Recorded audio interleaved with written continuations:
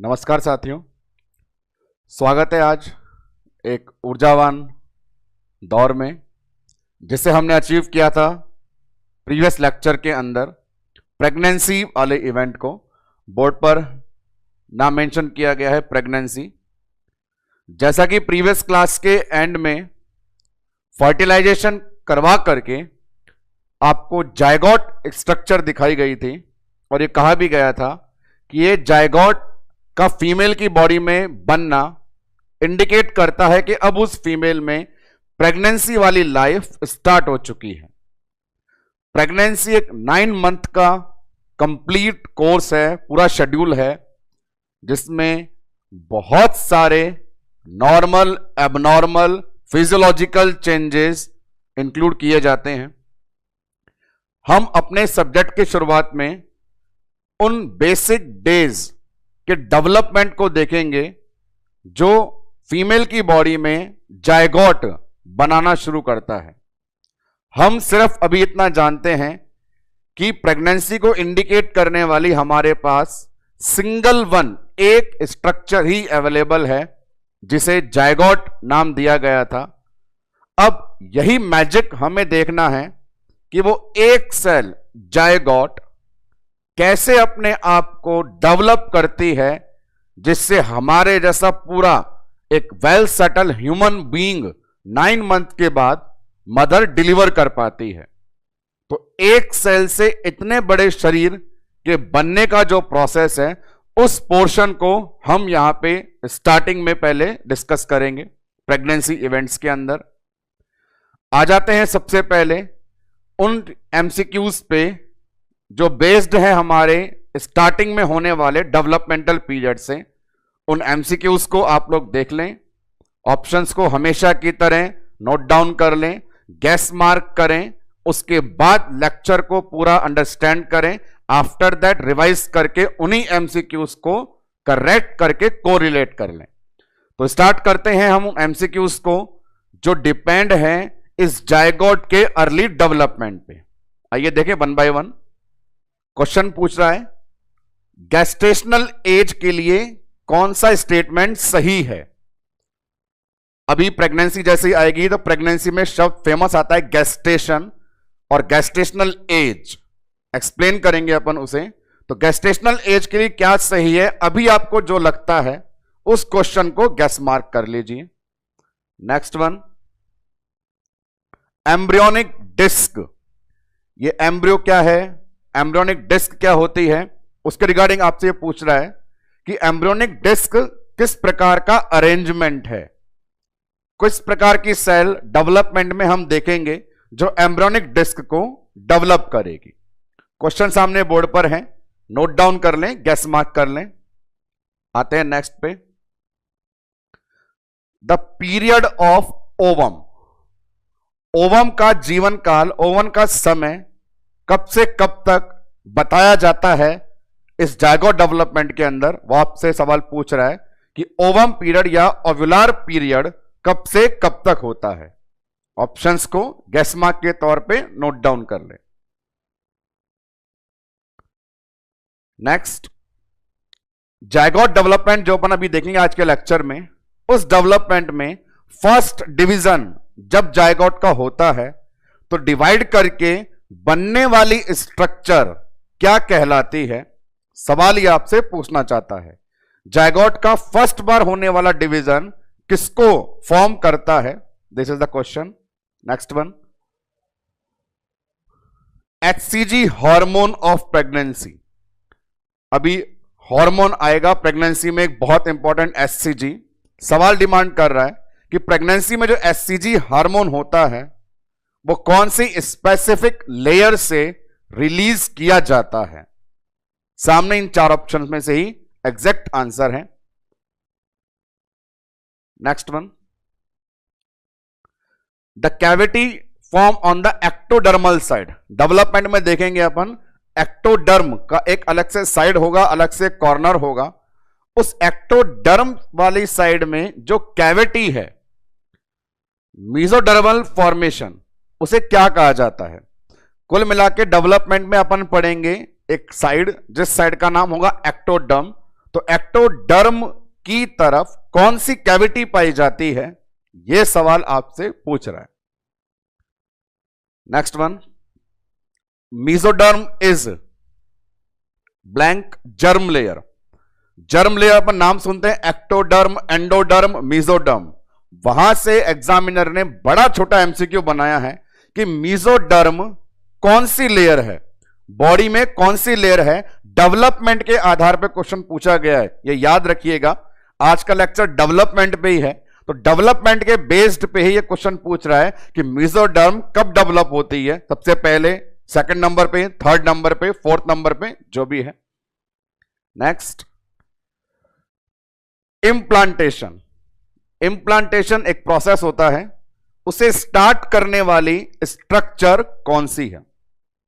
Implantation exactly कौन सी structure से start होता है, सवाल पूछ रहा है। बहुत इंपॉर्टेंट क्वेश्चन है, जितने भी यहां पे इंक्लूड किए गए हैं। समरी बताते हैं पूरे लेक्चर की, तो बड़े गौर से उन्हें देखते रहिए। नेक्स्ट वन,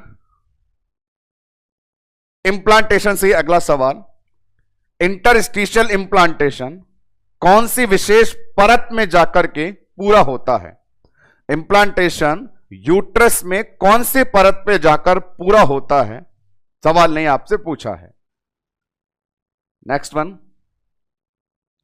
फिर इंप्लांटेशन का, इंप्लांटेशन प्रोसेस के लिए कहा गया कौन सा कथन सही है। 4 स्टेटमेंट सामने बोर्ड पर हैं, उनमें से आपको देखना है कि इंप्लांटेशन के लिए कौन सा स्टेटमेंट एकदम सही है। तो ये अपने पास 10 एमसीक्यू थे जनरल से, जो हमारे डेवलपमेंटल प्रोसेस से रिलेटेड हैं। हम आज की क्लास में प्रेग्नेंट फीमेल को आगे पढ़ना चाहते हैं। यहां आपको बताया गया जैसे ही फीमेल प्रेग्नेंट हुई, उसके पास सिर्फ एक सेल है जिसका नाम जायगोट है। अब हमें यह देखना है कि यह जायगोट स्टार्टिंग के दिनों में, शुरुआत के दिनों में कैसे कैसे खुद को डेवलप करता है और नई नई स्ट्रक्चर्स को बनाता है। आते हैं मेन लेक्चर पे, मेन हेडिंग पे।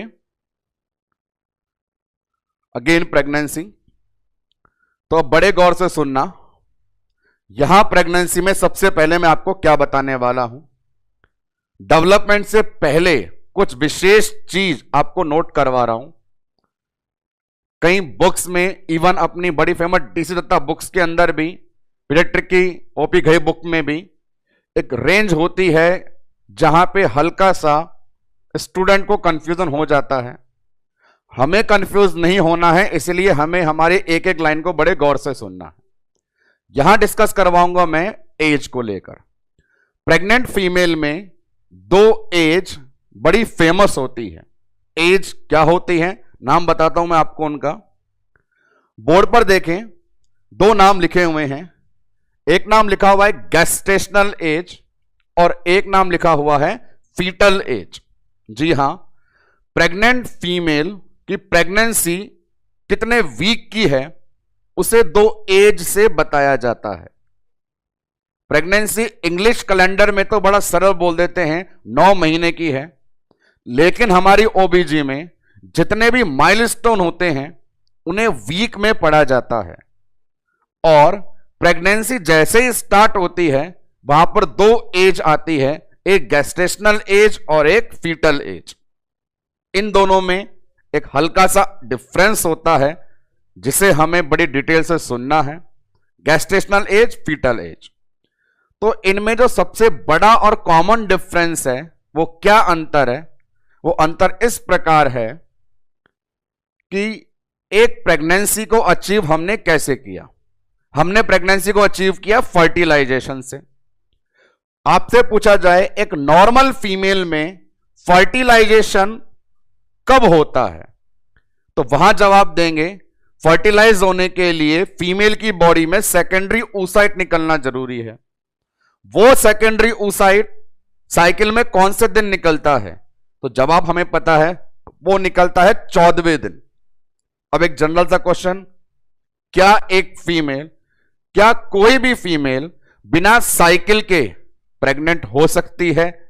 जवाब देंगे नहीं हो सकती, क्योंकि बिना साइकिल चले साइकिल का 14वां दिन आएगा नहीं, और 14वें दिन ही ओवुलेशन से सेकेंडरी oocyte मिलता है, और उसी सेकेंडरी oocyte को फर्टिलाइज करके प्रेगनेंसी अचीव की जाती है।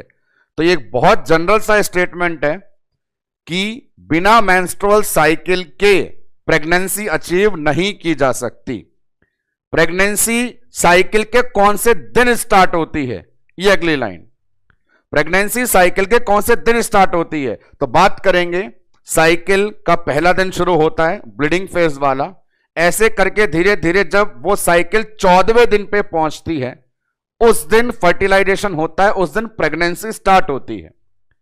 तो एक्चुअल प्रेगनेंसी स्टार्ट कब हुई, साइकिल के 14वें दिन। लेकिन प्रेगनेंसी साइकिल के बिना स्टार्ट नहीं हो सकती थी। तो यहां पे यही डिफरेंस लेकर के आपके सामने ये दो एज बोर्ड पर प्रेजेंट है। हमारे पास एज है, एक नाम लिखा हुआ है gestational as, first one gestational age.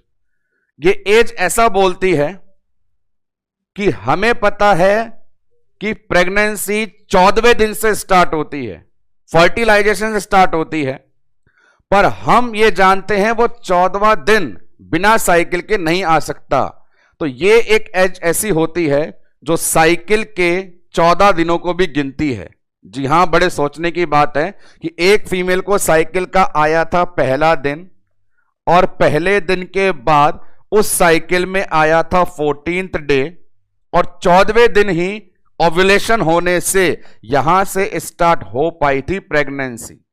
आपसे पूछा जाए एक्चुअल प्रेगनेंसी कौन से दिन स्टार्ट हुई थी, जवाब होगा इस दिन होगा। ये 14th डे किसका है, साइकिल का है, या अपन इसे बोल सकते हैं साइकिल का 14वां दिन क्या कहलाता है, प्रेगनेंसी का पहला दिन। आप मेरे इस स्टेटमेंट से सेटिस्फाई हैं तो ही आगे अपन बढ़ पाएंगे। ये लाइन जो मैंने बोर्ड पर लिख दी है, ऊपर वाले जो दिन बता रहा हूं ये दिन किसके हैं, साइकिल के। ये वाला दिन जो बताया मैंने बोला प्रेगनेंसी का, कि साइकिल का 14वां दिन प्रेगनेंसी का पहला दिन, उल्टा बोले प्रेगनेंसी का पहला दिन साइकिल का 14वां दिन, ये चीज होती है। एक्चुअल प्रेगनेंसी यहां से स्टार्ट हुई है, पर हम जानते हैं ये वाले दिन भी इंपॉर्टेंट थे। तो बस इन्हीं की लड़ाई है कि इन 14 दिनों को प्रेगनेंसी में काउंट करें या नहीं करें। इन 14 दिनों को प्रेगनेंसी में काउंट करें या नहीं करें, उसी को लेकर के ये दोनों लड़ाई कर रहे हैं। ऊपर एक मैच खेल रहे हैं, मैंने लिखा हुआ है gestational age versus fetal age. क्या हो रहा है, गेस्टेशनल एज बोलती है कि मैं इन 14 दिनों को काउंट करूंगी, मैं इन 14 दिनों को काउंट करूंगी। वो इसलिए करूंगी, ये 14 दिन नहीं होते तो 14वें दिन ओवुलेशन नहीं होता।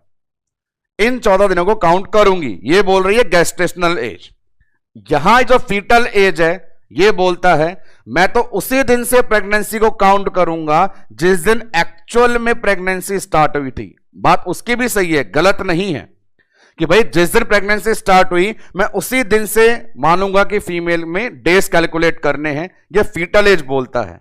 तो कुल मिला के इन दोनों की लड़ाई का मुख्य कारण जो आपको मिला वो ये कि गेस्टेशनल एज मेंस्ट्रुअल साइकिल के 14 दिनों को काउंट करती है और फीटल एज साइकिल के 14 दिनों को काउंट नहीं करती है।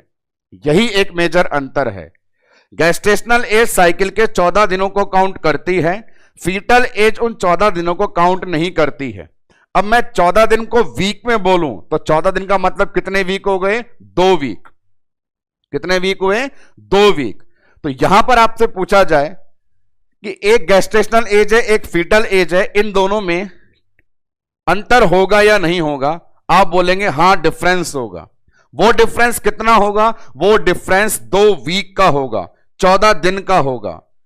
अब बात वो 14 दिन एक्स्ट्रा किसके पास है, गेस्टेशनल के पास या फीटल के पास, तो हम बोलेंगे वो एक्स्ट्रा दिन गेस्टेशनल के पास है क्योंकि साइकिल के दिनों को इसने जोड़ा था। तो इन दोनों में अंतर कितने वीक का, 2 वीक का। 2 वीक बड़ी कौन है, गेस्टेशनल एज। 2 वीक छोटी कौन है, फीटल एज।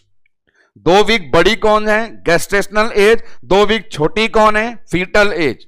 कारण क्या है, गेस्टेशनल एज ने साइकिल के 14 दिनों को इंक्लूड किया, फीटल एज ने साइकिल के 14 दिन को इंक्लूड नहीं किया। इस स्टेटमेंट को आप आगे तक भी याद रखिएगा। बहुत बार प्रेग्नेंट फीमेल में जब सोनोग्राफी प्लान की जाती है तो सोनोग्राफी करने के बाद रेडियोलॉजिस्ट जो आपको सोनोग्राफी की लिखी हुई रिपोर्ट हाथ में देता है, उस रिपोर्ट के अंदर वो दोनों एज लिखता है, फीटल एज और गेस्टेशनल एज, दोनों एज लिखता है। तो आप वहां पे देखेंगे वो जो दोनों एज लिखता है उन दोनों में 2 वीक का अंतर होता है।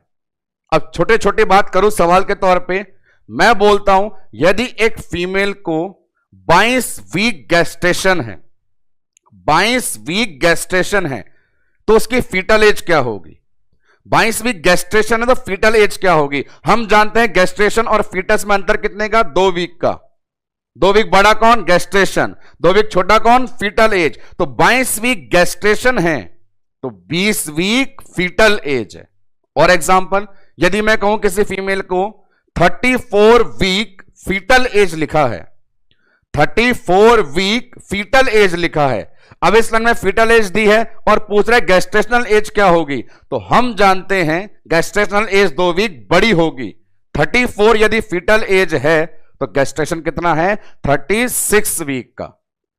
तो यहां पर सबसे पहले हम एक्सप्लेन कर रहे हैं प्रेगनेंसी में आने वाली 2 एज, उनके नाम है गेस्टेशनल एज और फीटल एज। इन दोनों में अंतर है 14 दिन या 2 वीक का। वो अंतर इसलिए है क्योंकि साइकिल के 14 दिन गेस्टेशनल एज इंक्लूड करता है और साइकिल के 14 दिन फीटल एज इंक्लूड नहीं करता है। 2 वीक का अंतर यह हुआ, 2 वीक बड़ी है गेस्टेशनल एज, 2 वीक छोटी है फीटल एज। पूरी 9 मंथ की प्रेगनेंसी में फीमेल में जब भी कभी आपसे छोटा एमसीक्यू आ जाए, गेस्टेशनल और फीटल एज लिखा हुआ, तो खुद ब खुद आंसर आ जाना चाहिए। यदि मैंने कहा 12 वीक गेस्टेशन तो फीटल एज क्या होगी? Answer 10 week. यदि मैंने कहा 18 वीक गेस्टेशन तो फीटल एज क्या होगी? 16 वीक। यदि मैं बोलता हूं 32 वीक फीटल एज तो गेस्टेशन क्या होगी? 34 वीक। कुल मिलाकर के आपको 2 वीक कम या ज्यादा करने हैं अकॉर्डिंग टू क्वेश्चन। क्वेश्चन में यदि फीटल एज दी है तो 2 वीक ज्यादा बोल के गेस्टेशन बता देंगे। क्वेश्चन में यदि गेस्टेशन दिया है तो 2 वीक कम करके फीटल एज बता देंगे, ऐसा। और इस बात के आधार पे अपन बताते हैं कि पूरी gestational age, total gestational age हमारे पास होती है कितने वीक की? 40 वीक की। एक फीमेल की प्रेगनेंसी जो 9 महीने में इंग्लिश कैलेंडर में बोल रहे हैं अपन, वो होती है एग्जैक्टली 40 वीक की, 40 वीक की। Total duration of pregnancy is 40 week. तो 40 वीक गेस्टेशन के हैं या फीटल एज के? मैं बोल रहा हूं गेस्टेशन के। और निकालनी क्या है? Fetal age. तो पता होता है जब भी आपको गेस्टेशनल एज दे तो मैं 2 वीक कम करके फीटल एज लिख दूंगा। तो फीटल एज पूरी कितने वीक की होती है? 38 वीक की होती है। प्रेगनेंसी अंग्रेजी कैलेंडर में कितने महीने की? 9 महीने की। प्रेगनेंसी वीक में पूरी कितनी? 40 वीक की। वो 40 वीक गेस्टेशन के हैं या फीटल के हैं? गेस्टेशन के हैं। 40 वीक गेस्टेशन के हैं तो फीटल के कितने होंगे? 38 वीक। अब अगली बात, ओबीजी के अथाह संसार में जितनी बार भी वीक आते हैं वो सारे वीक गेस्टेशनल एज वाले होते हैं। कहने का मतलब है बार बार एक्सप्लेन नहीं करना पड़े, आपको जितनी भी बार ओबीजी में किसी भी इवेंट के वीक दिखेंगे, उदाहरण के लिए abortion 22 week, IUD 20 week, viability 22 week, still birth 28 week, preterm 37 week, quickening 18 से 20 वीक। यहां जितने भी इवेंट है मैंने कुछ एग्जाम्पल दिए हैं, इन सब में जो वीक वीक वीक की बात चलती है। ओबीजी में वीक याद करना बहुत इंपॉर्टेंट होता है। तो ये जितने भी वीक लिखे होते हैं वो सारे वीक गेस्टेशनल एज वाले होते हैं। जी हां, ये बड़ी इंपॉर्टेंट बात है कि ओबीजी ने अपने हर प्रोसीजर में यदि वीक का नाम लिया है तो सम्मान गेस्टेशनल एज को दिया है। यहां आज की पढ़ाई में इन दोनों में अंतर जानना जरूरी था, लेकिन भविष्य में यदि ओबीजी में कोई भी आपको वीक मिलता है तो आंसर आपको देना है कि वो वीक किसके थे? गेस्टेशन के। एग्जामिनर नहीं बोले तो भी समझ जाना कि उसने वीक किसके बताए हैं? गेस्टेशन के। तो एक बात क्लियर, प्रेगनेंसी की ड्यूरेशन। अब इस चीज को अपन पढ़ेंगे डिटेल में। जैसा मैं आपसे पूछूं कि हम पूरे आगे तक फ्यूचर में गेस्टेशनल एज पढ़ने वाले हैं या फीटल एज पढ़ने वाले हैं? आप जवाब देंगे सर जैसा कि आपने बताया ओबीजे में हर वीक गेस्टेशन को बताता है, तो हम पढ़ने भी क्या वाले हैं? Gestational as. आते हैं इनके क्लासिफिकेशन पे, इन्हें कैसे क्लासिफाई किया गया है।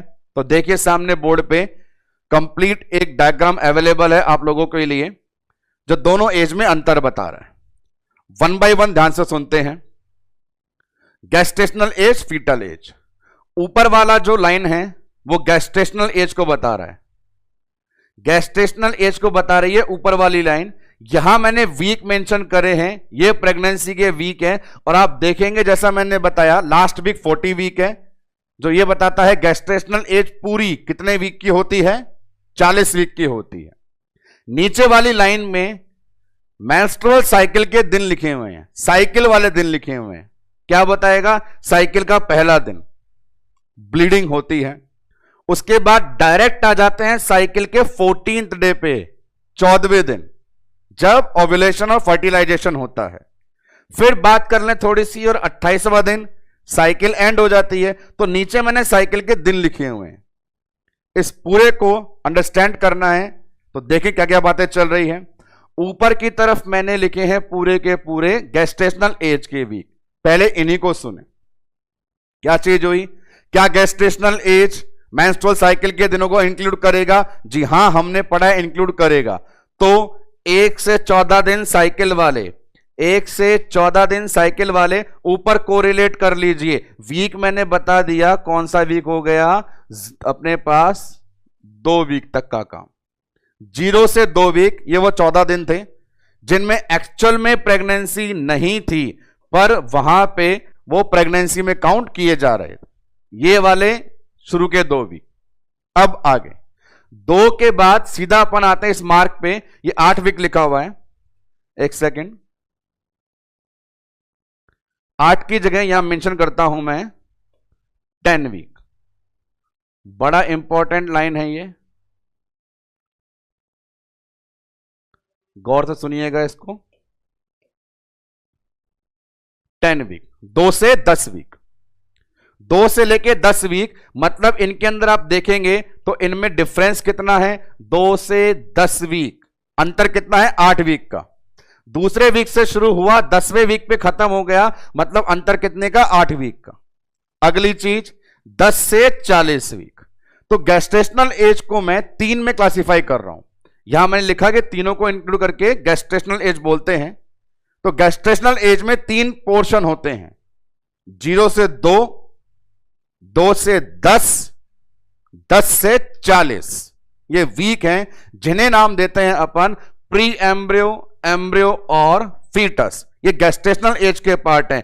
इन्हें अपन अलग से नोट डाउन करना चाहें तो बिल्कुल ऐसे मेंशन कर सकते हैं कि हमारे पास एज कौन सी पढ़ रहे हैं अपन? Gestational age. गेस्टेशनल एज छोटी होती है या बड़ी होती है? बड़ी होती है। कितने वीक बड़ी होती है? 2 वीक बड़ी होती है। ये गेस्टेशनल एज 2 वीक बड़ी क्यों होती है? क्योंकि ये साइकिल के दिनों को इंक्लूड करती है। इसका क्लासिफिकेशन कैसे किया गया? 3 नाम दिए गए। पहला नाम क्या दिया अपन ने? Pre embryo. दूसरा नाम क्या दिया अपन ने? एम्ब्रियो। और तीसरा नाम क्या दिया अपन ने? फीटस। ये 3 नाम देंगे तभी पता चल पाएगा हमारी पढ़ाई का बेस क्या रहेगा। तीनों के वीक का क्लासिफिकेशन क्या दिया? ये वाले वीक कहां से कहां तक थे? 0 से 2 वीक था। एम्ब्रियो कब से कब तक था? 2 वीक से लेकर के 10 वीक था। और लास्ट वन फीटस कब से कब तक था? 10 वीक से लेकर जब ये खत्म हो जाती है, वीक कितना आ गया? 40। तो अपन पढ़ रहे हैं इस लाइन डायग्राम से कि गेस्टेशनल एज के कितने पार्ट किए गए? 3 किए गए, प्री एम्ब्रियोनिक, एम्ब्रियोनिक और फीटस। हमें प्रेगनेंसी पढ़नी है। प्रेगनेंसी को गेस्टेशनल एज के द्वारा पढ़ना है। गेस्टेशनल एज में कितने पार्ट हैं? 3 पार्ट हैं। वीक से क्लासिफाई करके बताएं। 0 से 2, 2 से 10, 10 से 40। नाम बताएं। प्री एम्ब्रियो, एम्ब्रियो और फीटस। तो सबसे पहले क्या पढ़ना होगा हमें? Pre embryo. तो जैसे ही अपन प्री एम्ब्रियो पढ़ते हैं तो वहां देखते हैं ये तो हमने पढ़ लिया, 0 से 2 प्री एम्ब्रियो हमने पढ़ लिया। जी हां, क्योंकि ये कौन से वाले दिन हैं? साइकिल वाले दिन हैं।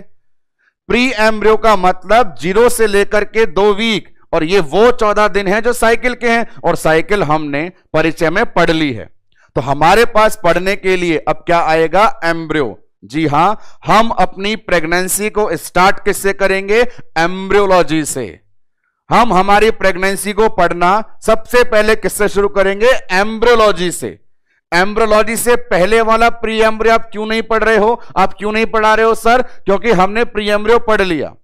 कैसे कह सकते हमने प्री एम्ब्रियो पढ़ लिया? सर क्योंकि प्री एम्ब्रियो को हमने कहा मेंस्ट्रुअल साइकिल वाले दिन, और हमने साइकिल पढ़ ली। तो हम अपनी पढ़ाई कहां से शुरू करेंगे? एम्ब्रियोनिक पीरियड से। एम्ब्रियोनिक पीरियड कब से कब तक? 2 वीक गेस्टेशन थे 10 वीक गेस्टेशन तक। आपसे पूछेगा तो टोटल ड्यूरेशन कितनी हुई? भाई 2 से 10 तक चला है, तो टोटल ड्यूरेशन आपसे पूछेगा तो कितनी हुई भैया? वो 8 वीक। 10 माइनस 2 कितना हो गया? 8 वीक। एम्ब्रियो कितने वीक का होता है? 8 वीक का होता है। कब से कब तक होता है? 2 वीक से 10वें वीक तक होता है। ये एक बात हो गई अपने पास गेस्टेशनल एज के लिए। बात करें फीटल एज के लिए, बड़ा सिंपल है। इस नीचे वाले डायग्राम में देखें, इस डायग्राम के अंदर फीटल एज को यहां से स्टार्ट किया गया है।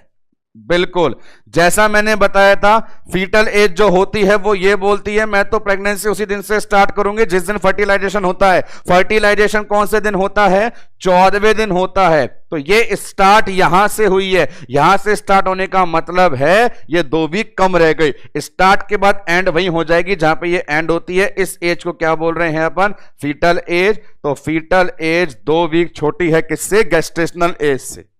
इस बात को हमेशा ध्यान रखना है। अब इसकी प्रैक्टिस और भी कर सकते हैं, अपन ने अभी भी करी थी। जैसे मैं बोलूं 10 वीक गेस्टेशन मतलब फीटल एज कितनी? 8 वीक। ऐसी प्रैक्टिस होती है। अब यहां पे आपको एक बहुत इंपॉर्टेंट चीज बताता हूं मैं। ये जो लिखी है मैंने फीटल एज,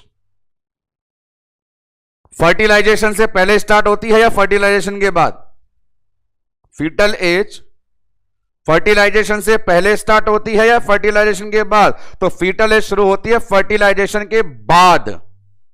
फर्टिलाइजेशन को क्या बोल सकते हैं अपन? फर्टिलाइजेशन को अपन बोल सकते हैं कंसेप्शन। जी हां, फर्टिलाइजेशन का मतलब कंसीव करना, और कंसीव करने को बोलते हैं कंसेप्शन। तो हमारी फीटल एज शुरू होती है फर्टिलाइजेशन के बाद, और बाद का मतलब है यहां लगा दीजिए आप ये शब्द, और ये आपने मेंशन कर दिया बोर्ड पर, पोस्ट कंसेप्शन। ये बहुत इंपॉर्टेंट लाइन है दोस्तों, बड़े गौर से सुनना। फीटल एज का ही दूसरा नाम क्या होता है? Post conception. आपसे एग्जामिनर जो एमसीक्यू पूछेगा वो इसी लैंग्वेज से ज्यादा पूछेगा, जिस लैंग्वेज का नाम है पोस्ट कंसेप्शन। तो यहां पे एक स्टेटमेंट कंफर्म कर लें, फीटल एज को ही क्या कहते हैं? Post conception. यदि ऐसे आपने सीख लिया तो फिर से 2-3 एग्जाम्पल से प्रैक्टिस कर सकते हैं। जैसे मैं बोलता हूं प्रेगनेंसी 20 वीक की है, प्रेगनेंसी 20 वीक की है, इस 20 वीक को और क्या बोल सकते हैं? प्रेगनेंसी 20 वीक गेस्टेशन की है, तो इसे और क्या बोल सकते हैं? 20 वीक गेस्टेशन या 18 वीक पोस्ट कंसेप्शन। डाउट नहीं होना चाहिए। 20 वीक गेस्टेशन या 18 वीक पोस्ट कंसेप्शन, क्योंकि पोस्ट कंसेप्शन का मतलब ही क्या है? Fetal age. ये बिल्कुल वही प्रैक्टिस है जो पहले अपन गेस्टेशनल एज और फीटल एज में कर रहे थे। अगला सवाल लीजिए, मैं बोलता हूं 35 वीक 35 वीक पोस्ट कंसेप्शन यदि है, 35 वीक पोस्ट कंसेप्शन यदि है, तो गेस्टेशन कितना होगा? तो पोस्ट कंसेप्शन मतलब फीटल एज, तो गेस्टेशन कितना हो गया? 37 वीक। तो इस बात को आइडियली दिमाग में रखना है कि फीटल एज को ही पोस्ट कंसेप्शन बोलते हैं। ये याद रखेंगे तो दोस्तों बहुत धुआंधार वाले काम कर पाएंगे। और आप मुझ पर विश्वास कैसे कर पाएंगे? तो आपको देता हूं एक सवाल जो पीजीआई एंट्रेंस में 2 बार रिपीटेटिवली पूछा गया। पीजीआई 2014 और पीजीआई 2019 के अंदर एक सवाल बड़ा फेमस पूछा गया। प्रेगनेंसी में एक बहुत इंपॉर्टेंट इवेंट आता है, fetal heart beat. Fetal heart beat, वो फीटल हार्ट बीट आती है 5 वीक गेस्टेशन पे।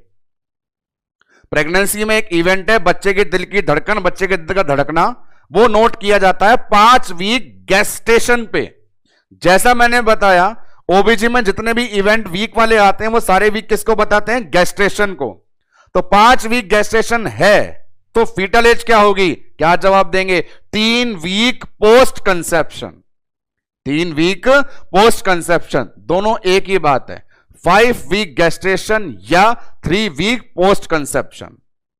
यहां पे इन सब की मदद से मैं सिर्फ आपको यही एक्सप्लेन करना चाहता हूं कि आप 1 बाय 1 सबके जवाब दे पाएं, भविष्य में किसी प्रकार से भी डाउट ना रख पाएं। तो अब तक पढ़ी हुई पढ़ाई की समरी यह बोलती है कि प्रेगनेंसी के अंदर 2 एज होती है, एक बड़ी होती है, एक छोटी होती है। एक का नाम गेस्टेशनल एज है, दूसरी का नाम फीटल एज है।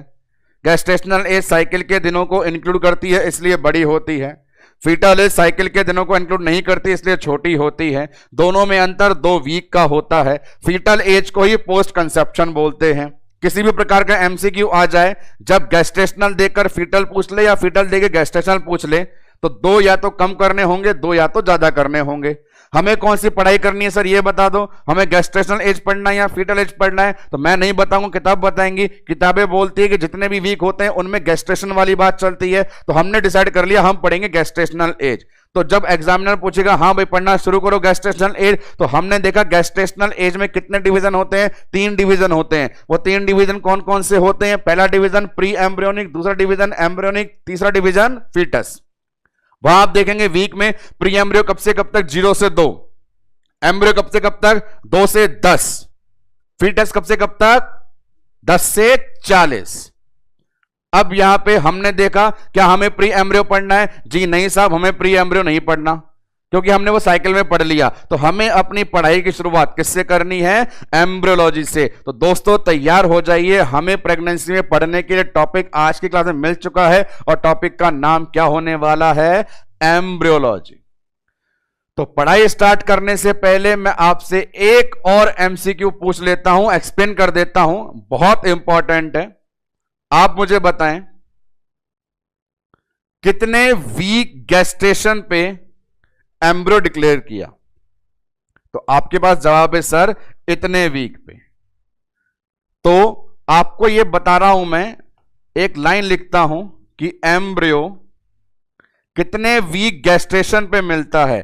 तो जवाब देना है सर 10 वीक गेस्टेशन पे मिलता है। क्लासिफिकेशन में भी मैंने देखा है कि हमारी एम्ब्रियोलॉजी दूसरे वीक से शुरू होकर के 10वें वीक पे खत्म होती है। तो एम्ब्रियो कितने वीक के बाद दिखाई दिया आपको? 10 वीक गेस्टेशन पे। क्या मैं इस 10 वीक गेस्टेशन को पोस्ट कंसेप्शन में लिख सकता हूं? जी हां, मैं गेस्टेशन को पोस्ट कंसेप्शन में लिख सकता हूं। यदि मुझे गेस्टेशन को पोस्ट कंसेप्शन में लिखना है तो मुझे वीक कम करने हैं या ज्यादा? कम करने हैं। तो 10 वीक गेस्टेशन को आप लिख सकते हैं 8 वीक पोस्ट कंसेप्शन। बड़ा ही सरल चीज है, आपको इतने एग्जाम्पलों से मैंने बताया है। सारे एग्जाम्पल ये बोलते थे कि आपको गेस्टेशनल एज और पोस्ट कंसेप्शनल एज में अंतर करना आना चाहिए। जितना भी दे दें 2 वीक का डिफरेंस बता करके काम चला सकते हैं। तो 10 वीक गेस्टेशन या 8 वीक पोस्ट कंसेप्शन, ये चीज है एम्ब्रियो। आपको मैं बता दूं डीसी दत्ता के अंदर जैसा ये क्लासिफिकेशन दिया हुआ है वहां पे लाइन लिखी हुई है कि एम्ब्रियो कब तक होता है, तो जवाब दिया हुआ है वहां पे 8 वीक पोस्ट कंसेप्शन। एम्ब्रियो में जवाब दिया हुआ है 8 वीक पोस्ट कंसेप्शन, तो उसने गलत नहीं लिखा, उसने सही लिखा है। उसके 8 वीक पोस्ट कंसेप्शन बोलने का मतलब अपने आप क्या हो गया? 10 वीक गेस्टेशन। यही डाउट एक स्टूडेंट अपने दिमाग में पाल लेता है कि मैं 8 वीक लिखूं या 10 वीक लिखूं। तो भैया 8 वीक 10 वीक तो तब लिखेगा जब उसके आगे वाली लाइन पता होगी। यदि तेरे को गेस्टेशन लिखना है तो 10 वीक लिख, यदि पोस्ट कंसेप्शन लिखना है तो 8 वीक लिखो। तो यहां पे ये एक मोटो एज को लेकर के अब हम पढ़ाई शुरू करते हैं। हमें पढ़ाई शुरू करनी है किसकी? एम्ब्रियोलॉजी की। जी हां, तो आइए एम्ब्रियोलॉजी शुरुआत करते हैं। फिर एक बात बता दूं मैं दोस्तों आपको, हम हमारी प्रेगनेंसी को जब शुरू कर रहे हैं तो फीमेल की बॉडी में सिर्फ एक स्ट्रक्चर है। उस एक स्ट्रक्चर का नाम क्या है हमारे पास? जायगोट। ओवम और जायगोट के लिए भी एक बात है, उसे आप इसमें देखेंगे। ओवम और जायगोट। प्रीवियस लेक्चर में फर्टिलाइजेशन में एक बहुत इंपॉर्टेंट चीज मैंने बताई थी कि ओवम बड़ी थोड़ी सी देर के लिए बनता है। जब स्पर्मेटोजोआ का ऊप्लाज्म से मिलन होता है बस तभी ओवम बनता है, तुरंत उसके बाद न्यूक्लियस फ्यूजन से जायगोट बन जाता है। तो ओवम एक बहुत छोटा सा टाइम है, तो उसके लिए कहा गया कि ऐसा करो कि ये प्रेगनेंसी 9 महीने चलने वाली है, जायगोट बहुत कुछ करने वाला है। अब साइकिल के बचे हुए दिनों को, साइकिल के बचे हुए दिन का मतलब है 14 से 28 वाले दिनों को ओवम वाला पीरियड बोल दो। 14 से 28 वाले दिन को क्या कह दो? ओवम वाला पीरियड बोल दो। 14 से 28 दिनों को मैंने वीक में भी लिखा है। 14 दिन का मतलब है 2 वीक, 28 दिन का मतलब है 4 वीक। ये समय जो रेंज है, ये रेंज क्या कहलाती है? Ovular period. तो ओव्यूलर पीरियड कब से कब तक होता है? साइकिल की बात करेंगे तो 14वें दिन से लेकर के 28वें दिन तक। गेस्टेशन की बात करेंगे तो 2 वीक गेस्टेशन से 4 वीक गेस्टेशन तक। अब फिर वही बात आपसे पूछना, टोटल कितना था? ये उसी प्रकार का सवाल है जब मैं ऊपर पढ़ा रहा था। एम्ब्रियो कब से कब तक? 2 वीक गेस्टेशन से 10 वीक गेस्टेशन तक, मतलब कुल बीच में वीक कितने आए थे? 8 आए थे। इसी प्रकार ओवुलर पीरियड 2 वीक से 4 वीक तक, मतलब पूरे कितने वीक हैं? 2 वीक हैं। और आप मुझे यहां यह भी बता दीजिए ये ओवुलर पीरियड कब शुरू हुआ? 14 दिन से पहले या 14 दिन के बाद? जवाब देंगे सर 14 दिन के बाद। ओवम कब बनता है? स्पर्म आने से पहले, स्पर्म आने के बाद? जवाब देंगे स्पर्म आने के बाद। स्पर्म आने के बाद कंडीशन क्या होती है? फर्टिलाइज या अनफर्टिलाइज? आंसर देंगे सर फर्टिलाइज। तो आपसे पूछ लिया जाए ये जो ओवम बनता है ये कैसी स्ट्रक्चर है, यहां पे बोलेंगे ये पीरियड कैसा है? फर्टिलाइज। आपसे एक छोटा एमसीक्यू पूछा जाएगा, पूछा भी गया एग्जाम के अंदर, व्हाट इज ओवम? ऑप्शन सिर्फ 2। What is ovum? ऑप्शन सिर्फ 2। Option number 1, it is a fertilize structure. Option number 2, it is a unfertilize structure. जवाब क्या देंगे? फर्टिलाइज स्ट्रक्चर, क्योंकि ओवम बिना स्पर्म के आए तो बन ही नहीं सकता था।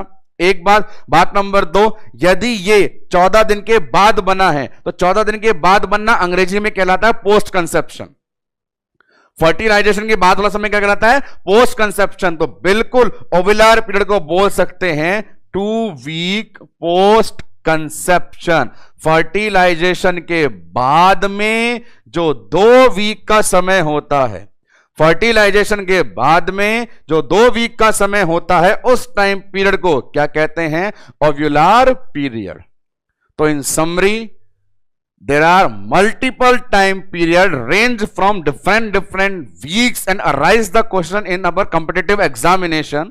We have to stand on our side. हमें हमारी तरफ खड़े होकर बड़े आराम से देखना है कि उसने क्या पूछा है। उसने रेंज पूछी है, टोटल टाइम पूछा है, गेस्टेशन पूछा है, पोस्ट कंसेप्शन पूछा है। उदाहरण देता हूं, आपसे एग्जामिनर ने एम्ब्रियो की रेंज पूछी गेस्टेशन में, एम्ब्रियो की रेंज पूछी गेस्टेशन में। जवाब देंगे 2 वीक गेस्टेशन से 10 वीक गेस्टेशन तक। आपसे एग्जामिनर ने टोटल ड्यूरेशन एम्ब्रियो की पूछी, टोटल ड्यूरेशन, तो जवाब देंगे 10 - 2 = 8 वीक। आपसे एग्जामिनर ने ओव्यूलर पीरियड की रेंज पूछी गेस्टेशन में, जवाब देंगे 2 वीक गेस्टेशन से 4 वीक गेस्टेशन। एग्जामिनर ने टोटल ड्यूरेशन पूछी, आंसर देंगे 2 वीक। अगला सवाल पूछा ओवम फर्टिलाइज है या अनफर्टिलाइज? जवाब क्या देंगे? फर्टिलाइज। फर्टिलाइज के बाद बनता है, समय क्या दे दिया? Post conception. तो ओव्यूलर पीरियड कब से कब तक? 2 वीक गेस्टेशन से 4 वीक गेस्टेशन या 2 वीक पोस्ट कंसेप्शन। तो आते हैं अब अपन अपनी पढ़ाई को शुरू करने, ध्यान देते हैं उस जायगोट पे। आपको मैं इन 2 लेक्चर्स में क्या पढ़ाने वाला हूं उन्हें मैं आपको एक छोटे से इवेंट से बताऊंगा। एक बार देख लीजिए डायग्राम को सामने। इस डायग्राम को ही अपन अभी एक्सप्लेन करने वाले हैं। ये डायग्राम बताने वाला है किस प्रकार जर्नी रहने वाली है जायगोट की।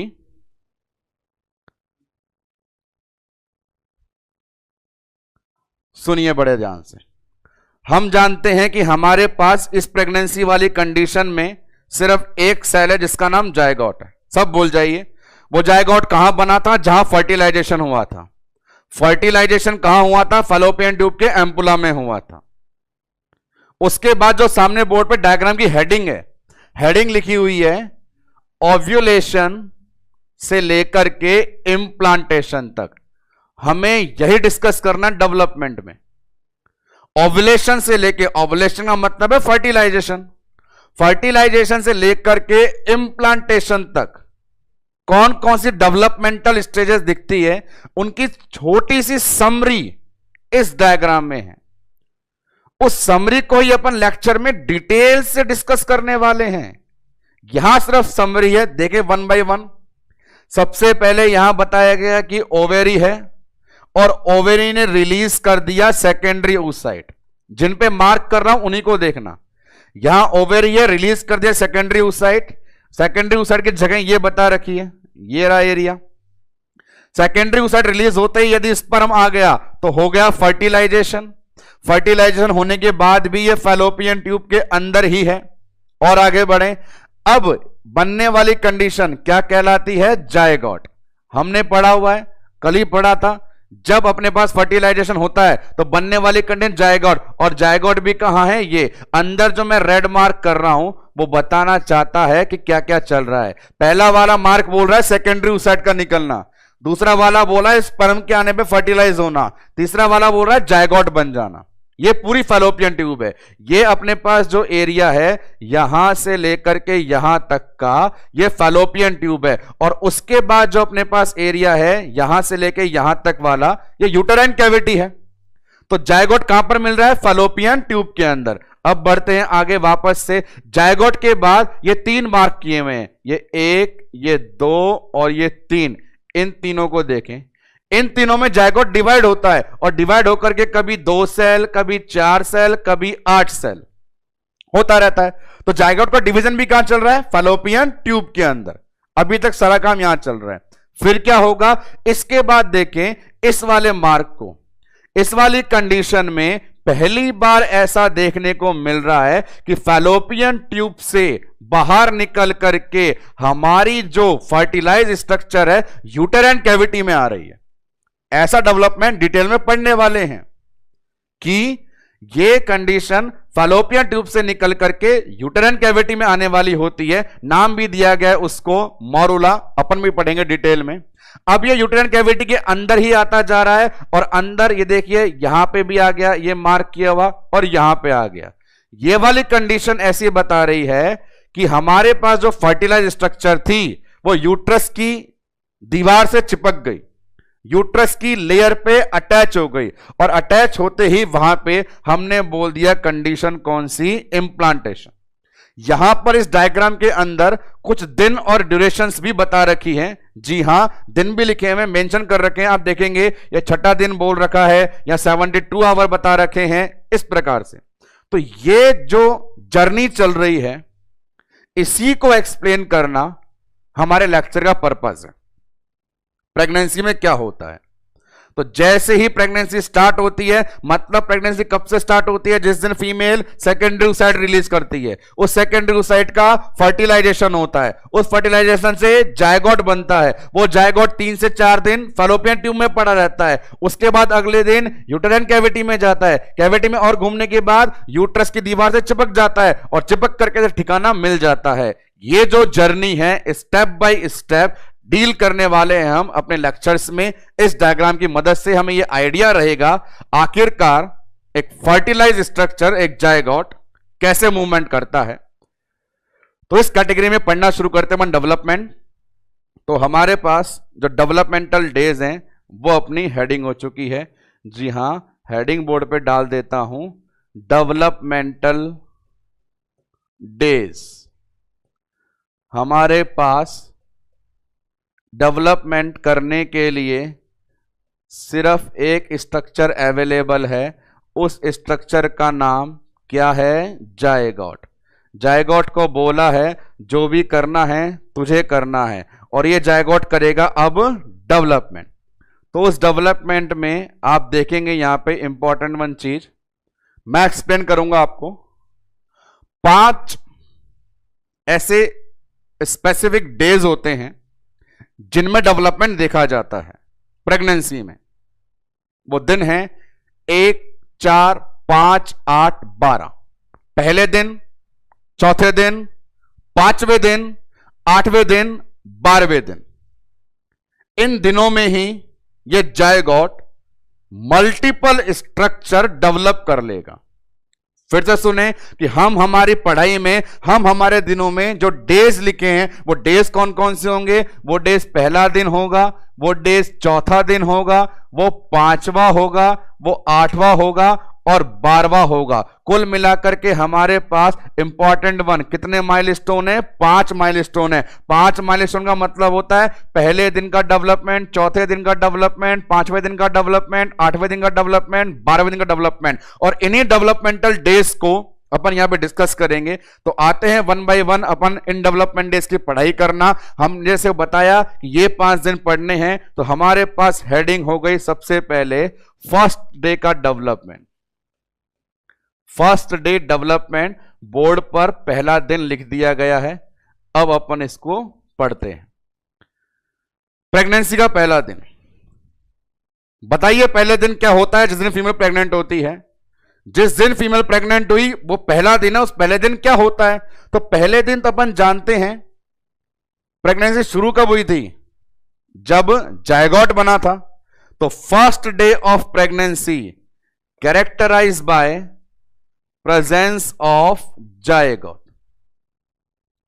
First day of pregnancy characterize by presence of zygote. यह जायगोट कहां पर है? फैलोपियन ट्यूब में है, यूट्रस में है। डायग्राम में भी देखा और थ्योरी से भी समझो।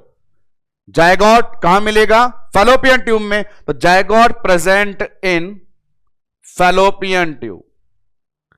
First day of pregnancy characterized by development of zygote available in fallopian tube. क्या हम जायगोट की स्ट्रक्चर के बारे में जानते हैं? क्या हमने फर्टिलाइजेशन के बाद जायगोट के डायग्राम को देखा था? जी हां, बिल्कुल देखा था। तो जायगोट कैसी सेल थी? पेयर थी या अनपेयर थी? वो पेयर सेल थी, वो सिंगल सेल थी, वो फर्टिलाइज थी। तो जायगोट कैसी कंडीशन है? जायगोट फर्टिलाइज सेल है। चलिए अब आगे बात करते हैं कि पहले दिन वो और क्या करेगा। तो जैसा अपने डायग्राम में भी देखा था, मैं भी आपको दोबारा बताता हूं, रिवाइज करवाता हूं कि ये अपने पास यूटेराइन कैविटी, ये हमारे पास फैलोपियन ट्यूब, और मान के चल लीजिए ये हमारे पास यहां पर अवेलेबल है जायगोट। ठीक है, ये जायगोट फैलोपियन ट्यूब में अवेलेबल है।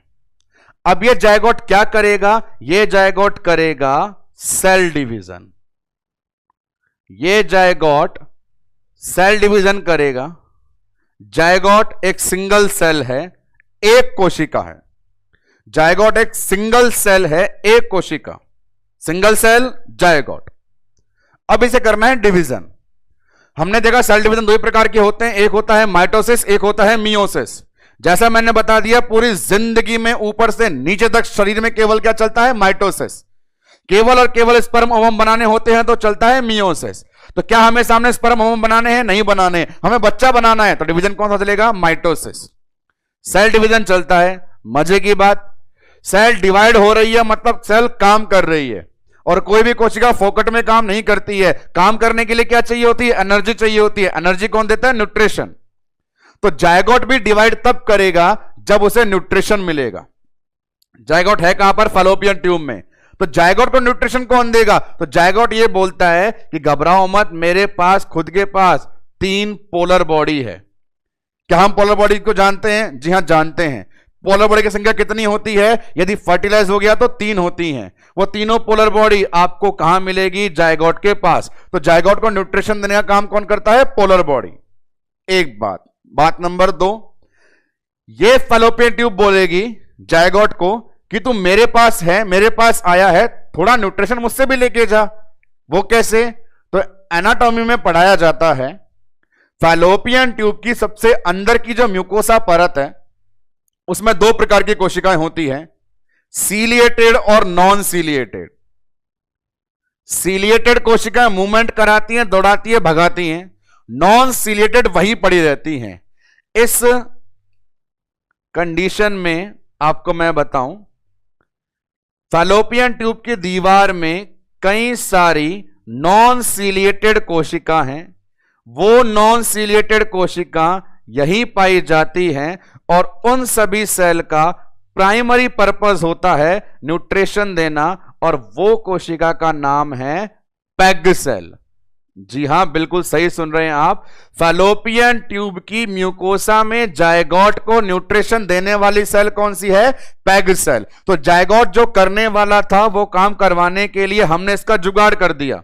हम पढ़ रहे हैं प्रेगनेंसी में डेवलपमेंट में आ रहा है पहले दिन हमारे पास अवेलेबल है जायगोट पड़ा हुआ है फैलोपियन ट्यूब के अंदर। फैलोपियन ट्यूब में पड़े हुए जायगोट को करना है क्या काम? करना है सेल का डिवीजन करने के लिए क्या चाहिए? न्यूट्रिशन कौन देगा? दो जने कौन? एक तो जायगोट के पास ऑलरेडी अवेलेबल पोलर बॉडी, और दूसरा फैलोपियन ट्यूब की पेग सेल। इन्होंने न्यूट्रिशन दिया, जायगोट को मोटिवेट किया। हर इंसान को काम करने के लिए मोटिवेट करना पड़ता है, बिना मोटिवेशन के काम नहीं होता है। तो जायगोट को बोलिया कि हमने तेरे लिए खाने का भंडारा खोल दिया, अब डिवीजन कर, कुछ करके दिखा, कुछ बना के दिखा, संसार को चमका, अपना जलवा दिखा। बिल्कुल सेल डिवीजन करता है। इतनी मेहनत होने के बाद यह जायगोट सेल डिवीजन करता है, और जब पहली बार डिवीजन करता है, फर्स्ट टाइम,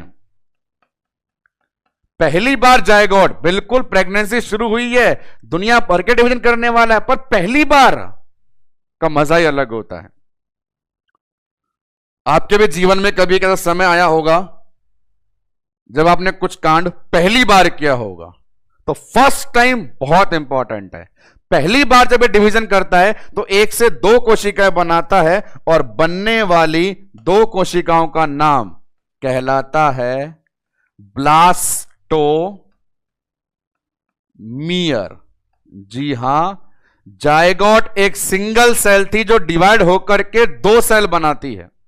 जायगोट एक सिंगल सेल है जो डिवाइड होकर दो सेल बनाती है, और वो दो सेल क्या कहलाती हैं? ब्लास्टोमियर।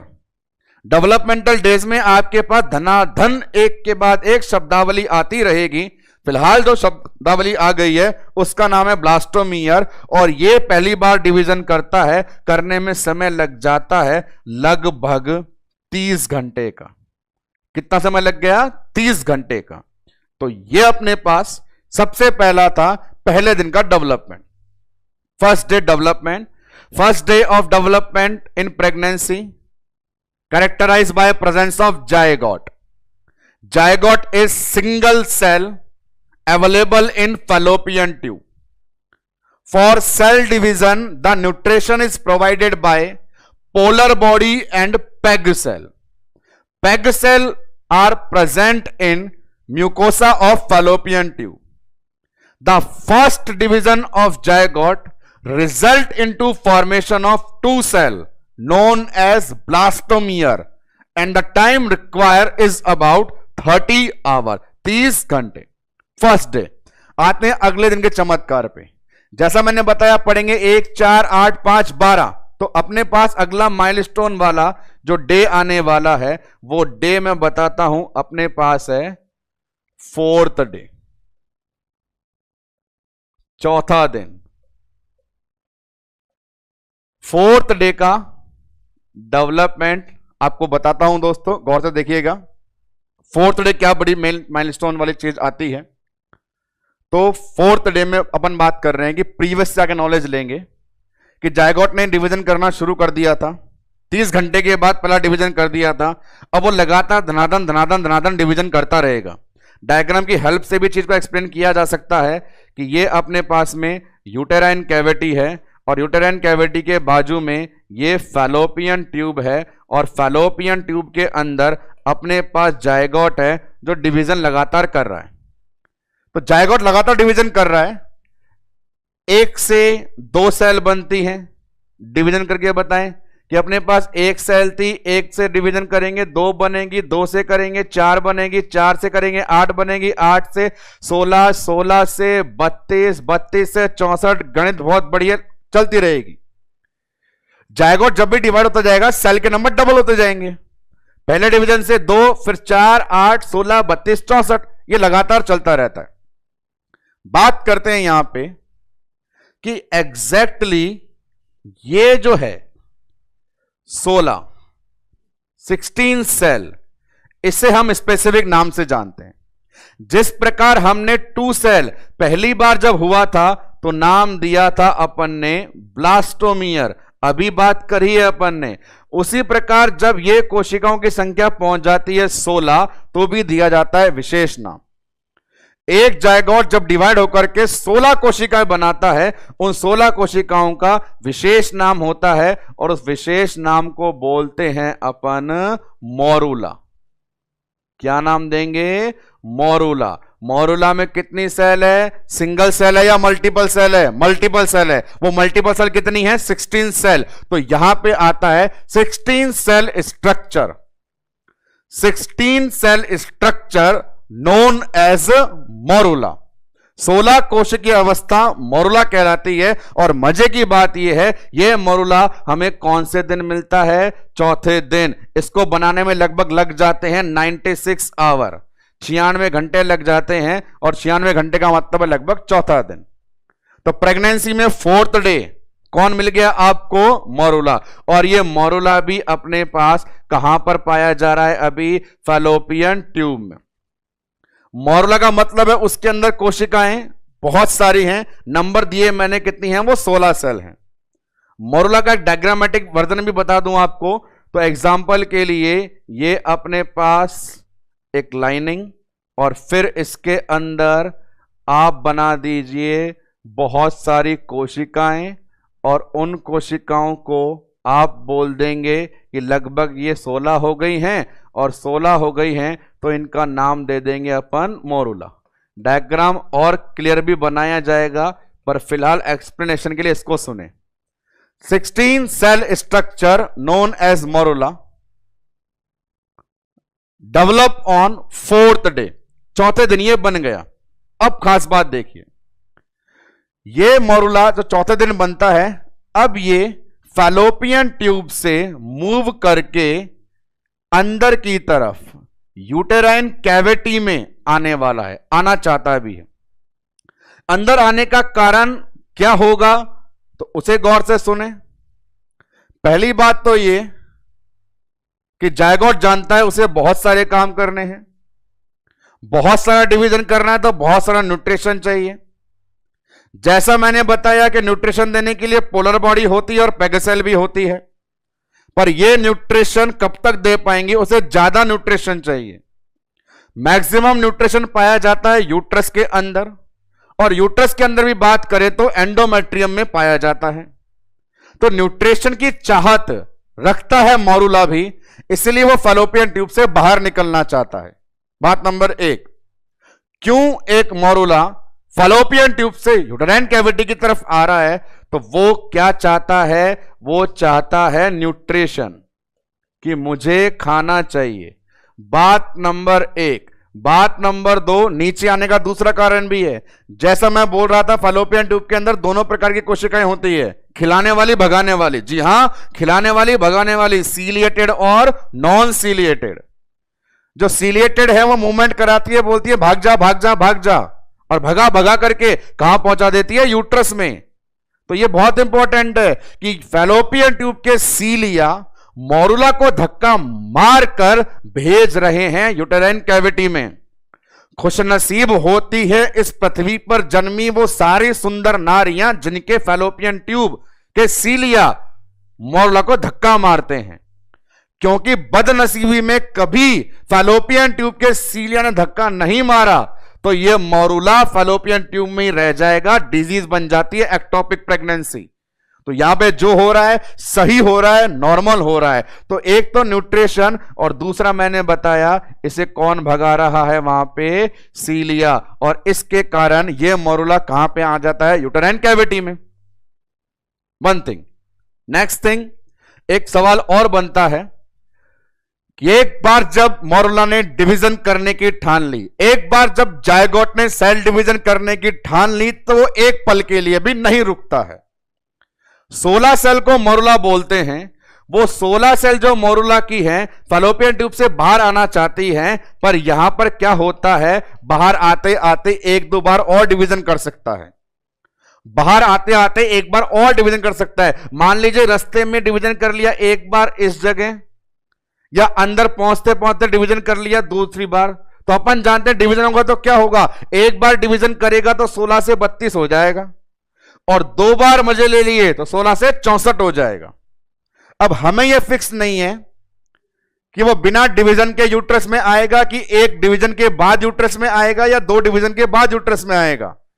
तो एग्जामिनर सवाल बनाता है कि मोरुला कितनी सेल स्टेज में यूट्रस में एंट्री करता है, एक मोरुला कितनी सेल स्टेज में यूट्रस में एंट्री करता है। तो जवाब देंगे सर यदि एक बार भी डिवीजन नहीं किया तो 16 सेल में, एक बार कर लिया तो 32 सेल में, और दो बार कर लिया तो 64 सेल में। तो एग्जैक्ट आंसर देना हो तो पूरी रेंज ही दे दीजिए ना, तो रेंज आती है 16 से 64 सेल।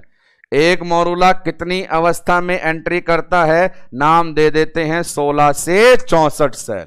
लास्ट लाइन आती है मोरुला की स्ट्रक्चर के आधार पे। मोरुला की जो स्ट्रक्चर दिखा रही है, इसकी शेप बताई जाती है कि ये किसके समान होता है, मैलबरी के समान। जी हां, मैलबरी को हिंदी में, देसी में, दिहाड़ी में बोलना शुरू करे तो होता है शहतूत।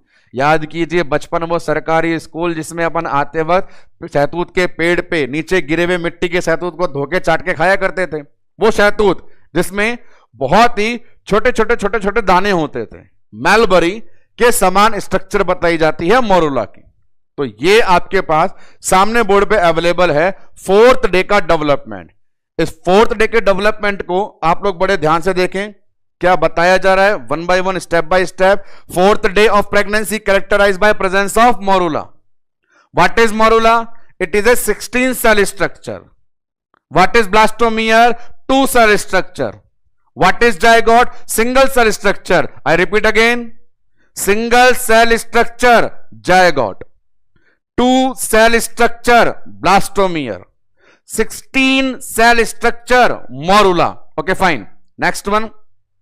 यहां पे ये जो मोरुला बना है 4थे दिन बना है। अब बात कर रहे हैं ये फैलोपियन ट्यूब में रहेगा कि यूट्रस में आएगा? यूट्रस में आएगा। कारण कितने? 2 कारण। पहला कारण न्यूट्रिशन, दूसरा कारण सीलिया। पहला क्या चाहिए? न्यूट्रिशन। दूसरा कौन भगा रहा है? सीलिया। भाग के कहां पर आएगा? यूट्रस के अंदर। आते आते डिवीजन कर भी सकता है और नहीं भी कर सकता। तो कितनी सेल में एंट्री करता है? 16 से 64 में। और शेप किसके प्रकार दिखाई देती है? मैलबरी के समान दिखाई देती है। ये हुआ अपने पास मोरुला, और हमारे पास डेवलपमेंट का डे हुआ complete 4th। First day development, 4th day development, और now we have to move on next one milestone, 5th day development. पहले दिन, चौथे दिन, और अब आ जाते हैं अपन अपने अगले दिन पे। अगले दिन का डेवलपमेंट है अपने पास में 5th डे, 5वां दिन। 5वें दिन का डेवलपमेंट जो है वो काफी मेजर चेंजेस को लेके आता है। 5वें दिन का डेवलपमेंट अपन जब डिस्कस करेंगे तो दिमाग के बहुत सारे छुपे हुए जो परतें हैं वो सारी खुल जाएंगी कि एक्चुअल में 5वें दिन ही ये मोरुला कौन से माइलस्टोन को प्रिपेयर कर लेता है। तो क्योंकि वो बहुत ज्यादा इंपॉर्टेंट है तो उसे अपन अपने नेक्स्ट लेक्चर में लेंगे। अभी सिर्फ अपन जो चौथे दिन तक आपको बताया है वहीं तक रहिए। अभी अभी आपने यूट्रस में एंट्री मारी ही है, कुछ देर इस यूट्रस के खुले मैदान का आनंद लीजिए, जायजा लीजिए, उसी में अपनी बेनिफिशियरी है। आज में जो पढ़ाया उसे अपन क्विक 2 मिनट में रिवाइज करके देख लेते हैं कि हमने स्टार्ट करा था प्रेगनेंसी वाला इवेंट। सबसे पहले बात करी एज की। प्रेगनेंसी में कितनी एज? 2 एज। कौन कौन सी? गेस्टेशनल एज और फीटस एज। बड़ी कौन सी? गेस्टेशनल। छोटी कौन सी? फीटस। अंतर कितना? 2 वीक का। सबसे मजे की बात, फीटस एज को ही क्या बोलते हैं? Post conception. क्या कहते हैं? Post conception. भविष्य में ओबीजी में कभी भी किसी माइलस्टोन के लिए किसी वीक को एक्सप्लेन किया जाएगा तो वो वीक गेस्टेशन का होगा या कंसेप्शन का? आंसर देंगे वो वीक होगा गेस्टेशन का। हमें पढ़ाई करनी है गेस्टेशन की। गेस्टेशनल एज कितने प्रकार की? 3 प्रकार की। कौन कौन सी? Pre embryonic, embryonic, foetal. हमें पढ़ाई किसकी करनी शुरुआत करनी थी? एम्ब्रियो की, क्योंकि हम प्री एम्ब्रियो पढ़ चुके हैं। इसी चीज को अपन ने बताया इन लाइनों से। कंप्लीट डिस्कशन सामने की तरफ अवेलेबल है गेस्टेशनल एज का, फीटल एज का। यही विशेष आया एक ओविलार पीरियड। ओविलार पीरियड कब से कब तक था? साइकिल के 14वें दिन से साइकिल के 28वें दिन तक। वीक की बात करें तो 2 वीक से लेकर के 4 वीक तक। कुल ड्यूरेशन कितनी थी? 2 वीक की ड्यूरेशन थी। फिर अपन आ गए अपने इवेंट्स पे। हमने यहां देखा डायग्राम की मदद से कि फर्टिलाइजेशन करवाने के बाद बच्चे को यूट्रस की दीवार पर चिपकाकर छोड़ के आना है, और यही सब पूरी पढ़ाई हमें आगे कंटिन्यू करनी है। उस कैटेगरी में मैंने बताया आपको डेवलपमेंट डेज पढ़ेंगे, वो कैटेगरी होगी 5, 1, 4, 5, 8, 12। फिलहाल हमने आज 2 पढ़े हैं। पहला पढ़ा अपन ने फर्स्ट डे। फर्स्ट डे हमारे पास होता है zygote. What is zygote? Single cell, 2 cell, multiple cell. Answer single cell. कहां पे होता है? फैलोपियन ट्यूब में। क्या करना है? सेल डिवीजन करना है। खाना चाहिए? बिल्कुल चाहिए। कौन देगा? 2 जने। 2 जने कौन कौन? पेग सेल और पोलर बॉडी। पोलर बॉडी खुद के पास, पेग सेल किसकी? फैलोपियन ट्यूब की। डिवीजन करके क्या गुल खिलाएगा? 2 कोशिका बनाएगा। पहली बार कुछ काम किया है, बधाई दे, शाबाशी दे। बनने वाली चीज का नाम क्या है? ब्लास्टोमियर। समय कितना लग गया? 30 घंटे का। अगला माइलस्टोन कौन सा दिन आया? चौथा दिन आया। चौथे दिन क्या कुल खिलाया? मरुला बनाया। मरुला कितने सेल? 16 सेल। क्या ये मरुला फैलोपियन ट्यूब में रहेगा कि कहीं जाएगा? जाएगा। कहां जाएगा? यूटेराइन कैविटी में जाएगा। क्यों जाएगा? 2 कारण। पहला कारण अच्छा न्यूट्रिशन चाहिए। दूसरा कारण भगा रहा है। कौन भगा रहा है? सीलिया भगा रहे हैं। किसके सीलिया? फैलोपियन ट्यूब के। क्या होता यदि फैलोपियन ट्यूब के सीलिया नहीं भगाते तो बच्चा ट्यूब में अटक जाता, एक्टोपिक प्रेगनेंसी कर जाता। अब आगे ये मॉरुला कैविटी में आता है। कैविटी में आते वक्त डिवीजन किया या नहीं किया, उसके आधार पे एक रेंज होती है कितनी सेल स्टेज में एंटर करता है। जवाब देंगे 16 से 64। एक रेंज दी है। ये अपने को दिखता कैसा है? शहतूत के समान और मैलबरी के समान। After that we have to reach upon day number 5 and for that day milestone we have to proceed on our next lecture. आज के लेक्चर में अभी तक के लिए इतना ही। बने रहिए, कहीं मत जाइए। मैं आपको संभला के जा रहा हूं मेरा 4 दिन का बच्चा। मुलाकात करते हैं 5वें दिन। धन्यवाद।